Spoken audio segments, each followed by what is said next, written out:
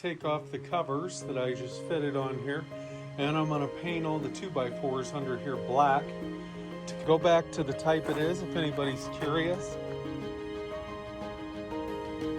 Here is the okay, so I got my black lattice here and tried the Sawzall. That didn't work out really well. It's too hard to get it to go where you need to go. So I marked out each end at the 23 inches I need, and I'm using the multi-tool. And I'm just gonna go along and I'm gonna cut each piece where the tape is, and I think it'll come out just right. We'll see. There's the first piece. Let me zoom out. There we go, that's better. There's the first piece. Yeah, I'm sure many would say it's not their cup of tea, but for a mechanical guy, it doesn't bother me to see the inner workings. To be honest with you, the only reason this is here is to keep two Great Danes out from underneath. I think it's really a great lightweight solution. This stuff doesn't weigh a whole lot, and it will keep the dogs out of it. And it'll dress it up a little bit. I've kind of thought about it, and if I decide that it's just too ugly, I've thought about using some black fabric stretched over this and then put the lattice over it. But you know, if I need to get in there and do some work, that's just an extra step. Right now I'm just using some black screws and putting it in. I don't think it looks horrible. We'll see as we go around what I think. Piece number 2. I'm liking it more. Now, with my limited carpentry skills, the corner certainly isn't perfect, but I can live with it.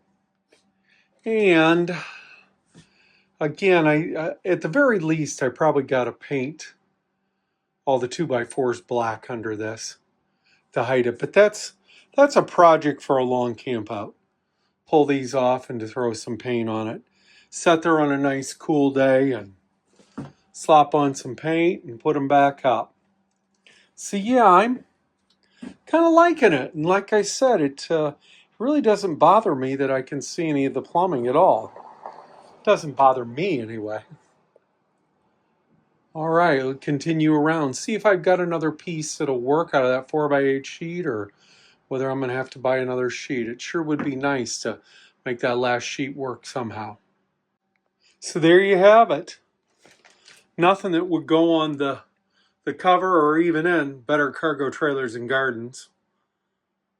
But for my limited carpentry skills and for 40 bucks out the door and for a very low weight, I have accomplished what I needed to do. And I said I kind of like it. I will have to paint the 2x4s behind it. That will make it look considerably better. And now I've got something that when I need to get in there, it'll take me a couple minutes to take the screws out, and I can get in there with no problem. And I don't have any big panels I got to store or anything. Just set these things aside and I can get in there and effect whatever repair I need to. Got it all painted, the black.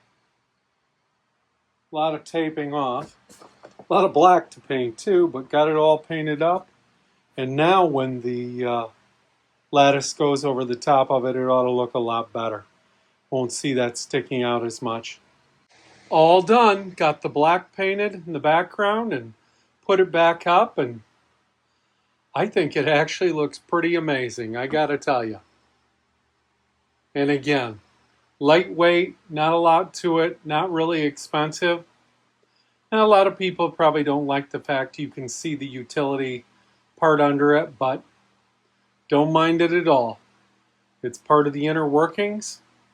And with these amazing countertops, how can you mind the black lattice? That's kind of where I'm at. All right, on to the next project. Boy, we're getting close to finishing this up.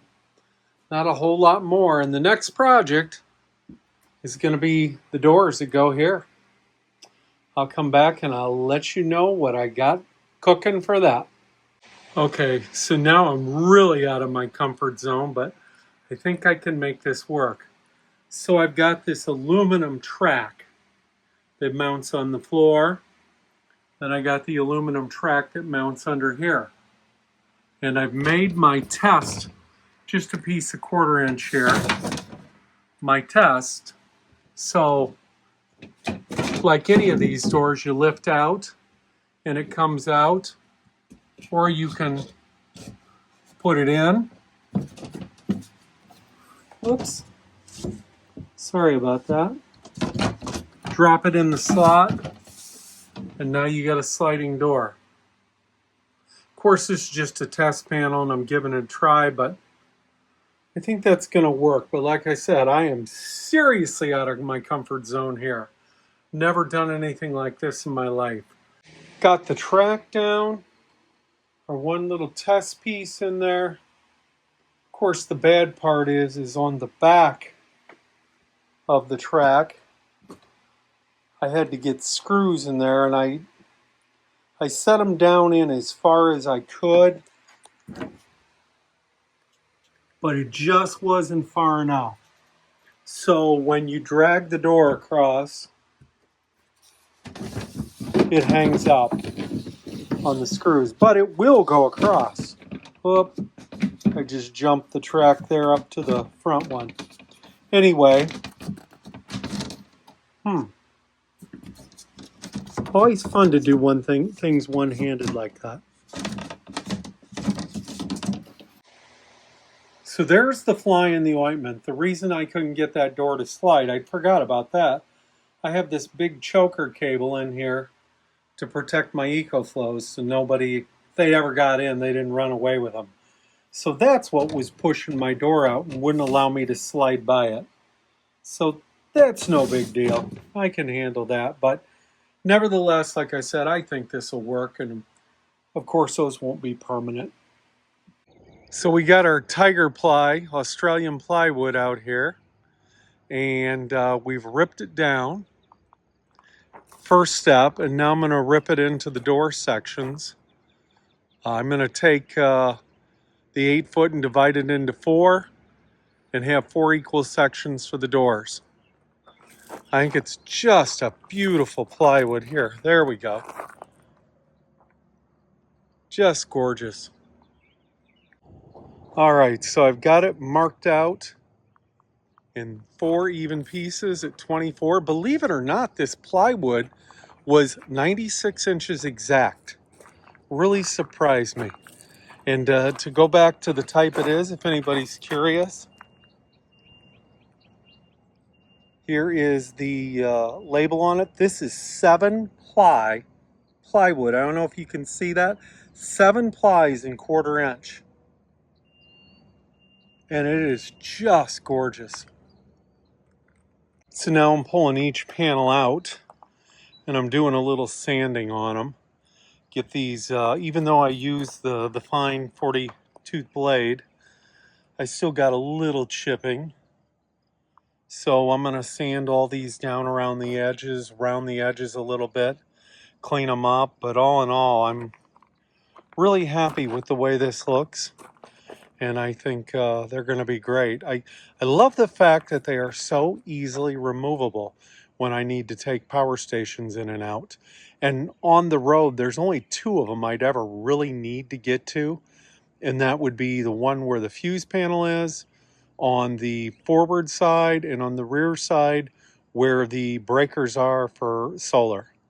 So that, or the fuses for the Lynx distributor. So either one.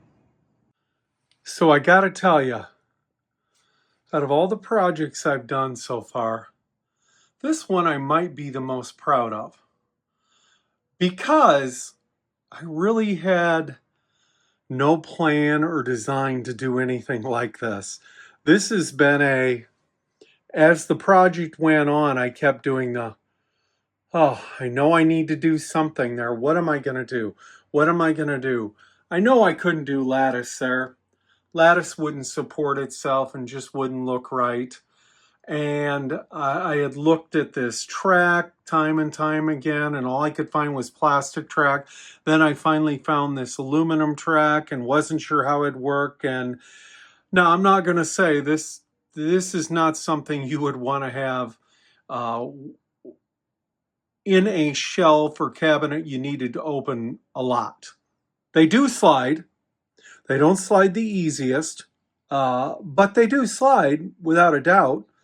And I think they look absolutely amazing. I think we're going to put some Minwax, like is on the pine around the side of it. And this Australian pine, I think, is just absolutely beautiful.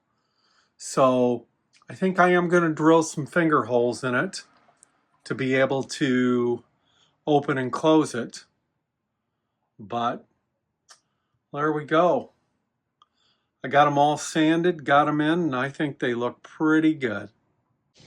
I'm taking each door before I put the polyacrylic on it, using this little sanding sponge to take off any of the rough edges from where I hole sawed the finger holes and the pull holes. So that ought to clean it up. But other than that, they're pretty well sanded down, edges, everything. But this is just kind of my way of going over it once again to make sure I get everything. Getting my first coat of the polyacrylic put on these amazing doors.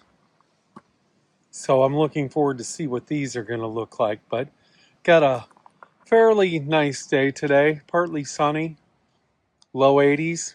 Thought it'd be a good day to do the polyacrylic and get these doors finished up. So I got my doors all done. They've dried 24 hours. I put one in the track here. And as you can see now, they go, but you really got to push hard and they make noise. And I kind of half expected that. I cut them as loose as I could and where they'd still stay in, but they look amazing. So what I have done, if you look at this door now, just barely touch it. No problem. Here's the trick for that. This is called Renaissance, and it's a microcrystalline wax polish. And this thing is unbelievable. I just took a rag, I dabbed some on the areas that the track goes in instantly. This is a furniture polish, so it's definitely safe for wood. Put some of that on it, and this thing just moves smooth as silk. All right, I'll come back when we got all the doors on. You can see the finished product. There we go. All finished. I think, honestly, it looks absolutely amazing. I really like these. And they slide so easy now with the Renaissance wax on them. The inside ones on the back track are still a little rough to slide, but that's because I had to put screws inside the track on those. If there was just another way around it, but with that Renaissance, they slide pretty good, I gotta tell you. So I am really happy with the way this turned out. Now I gotta do something with this wood here, and believe it or not, I think I'm gonna paint it black along with this 2x4 here. I think black is really gonna look cool with this beautiful Australian pine here and the spruce trims. I think the black will look really cool. The black track is kind of giving me that idea. As you can see, the black track that's on the doors.